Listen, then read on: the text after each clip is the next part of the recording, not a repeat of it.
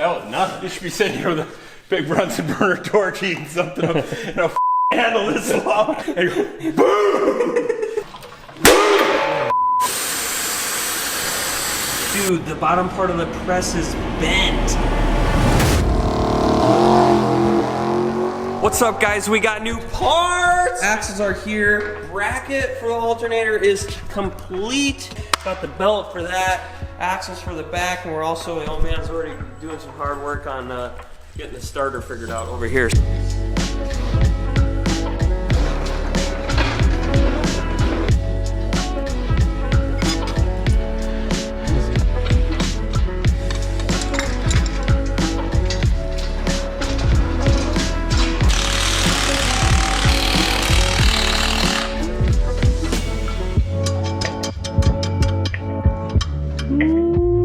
This is a skosh. Another skosh, probably.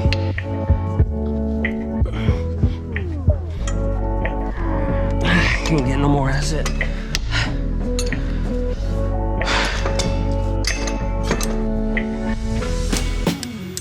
So this and this are pretty much dialed in.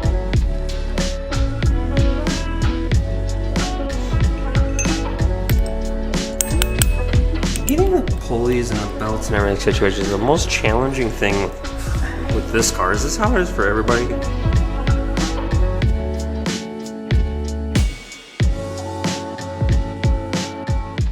A whole bunch of you guys have been asking, what kind of alternator? It's just, it's this. Generic, I guess. I don't know.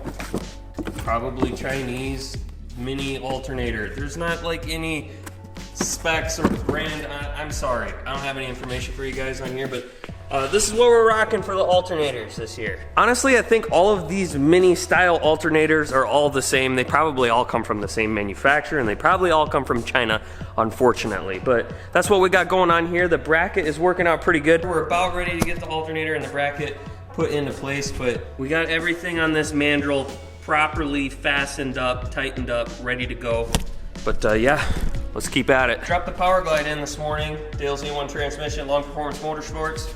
This is who you're gonna call when you want nothing but the best. Let's go.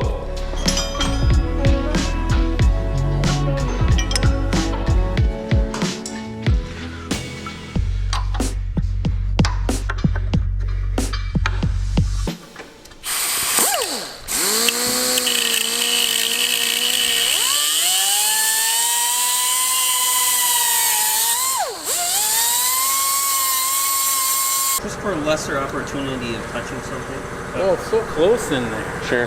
When you go to adjust it or something, you don't have to take the battery cables off.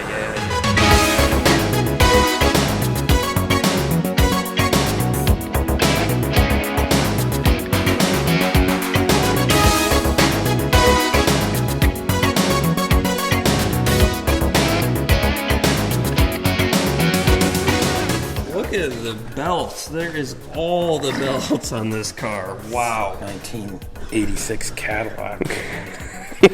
Before serpentines came along. This actually looks ridiculous, but it's awesome. What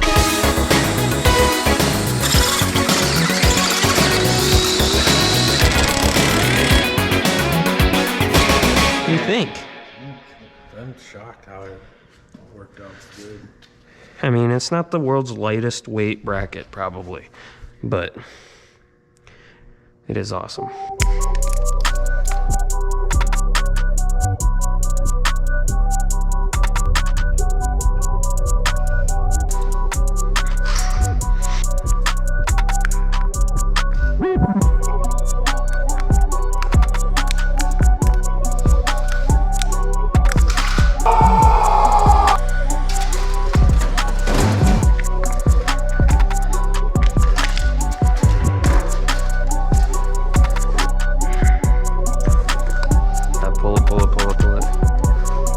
So we accomplished some things today, but we also destroyed some stuff.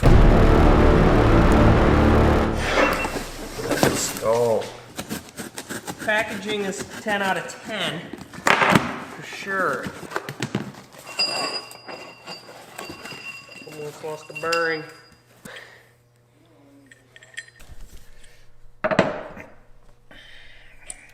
It's pretty good.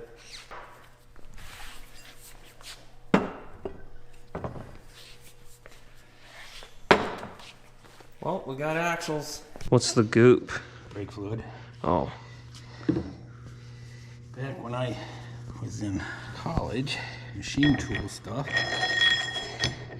when we would run out of press fit lubricant, Use brake fluid. teacher said, putting in valve guides, he says, just dip it in brake fluid. So, that's what we used to do. Never galled any putting them in, but you try it without any. They didn't make her all the way in.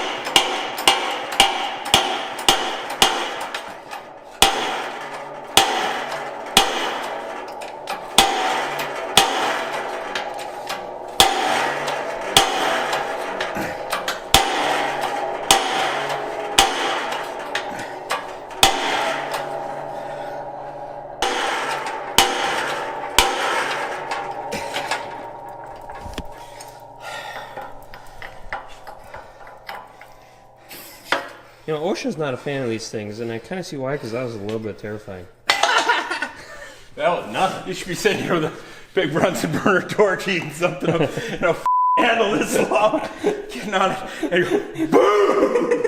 I mean, that thing made some racket. I'm like, what is going on? And you just kept going. I was like, this must be normal. Really nice long one. You're good leverage. It is. Just like that, huh?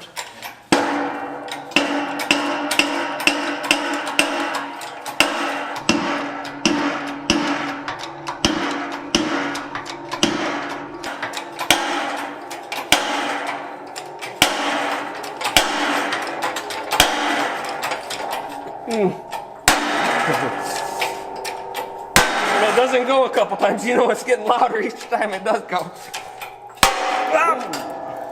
Gotta go. There's no. What the hell? Did I mess something up? No. Should have did them one at a time, maybe. Bearing then lock, but.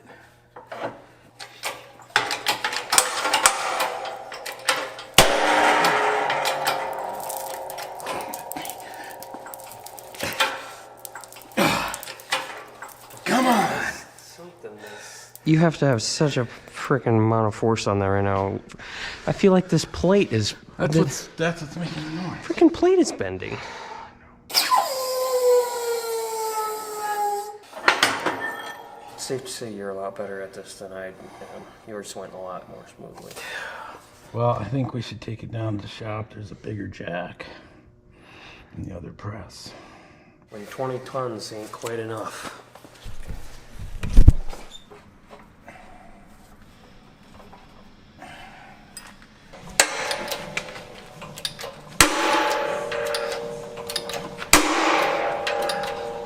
Jesus.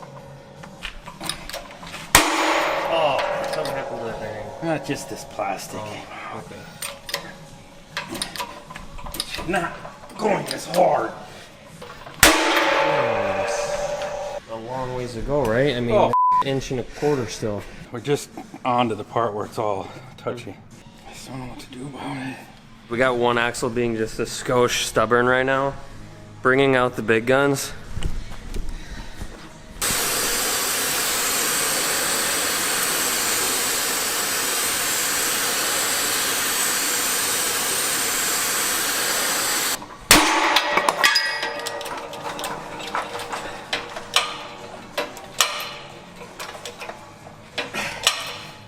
You got run out of jack. I hope this wasn't something that I messed up when I started and didn't have it straight or something. No. We did get a new starter in. We did get the transmission in. We did get the alternator in. We went and found the right belt and got that in, wired the alternator, all successes. Then we started working on the axles. not so much a success. I don't know if it was something I did wrong or what, but I watched the old man press the first bearing onto the axle, no problemo. I did it exactly like he told me to do. I mean, he's done millions of these in his day, and we have never run into the problem like we did today with pushing that bearing onto that axle. Honestly, we're not really sure why that happened or what really happened. What we're gonna do is order new pieces, new bearing, and do some real close measuring before we try to put it together again. Make sure that everything looks right before we get started, and you know, hope for the best. So that's pretty much all we can do at this point. Before you click off of the video, I just wanted to quick tell you that I have restocked the GallStar TV swag shop. There's all kinds of awesome new merchandise on the GallStar TV swag shop. Links down in the description below. Your purchases on the GallStar TV swag shop drastically help support the creation of videos like this. You guys have no idea how much it means to me when you shop at the GallStar TV swag shop, and there's tons of awesome new stuff in there. Just go check it out right now. Right now, the video's over. Later. If we get a stacker, will it be tall enough to haul a 64 Chevelle door car and a 95 Camaro door car? 95 Camaro door car, huh? Well, yeah, the one that's in my garage. Well, it's pretty short. My thoughts are more on 64 Chevelle and a 66 Chevelle. Well, as long as I get to drive one, I guess that would be fine.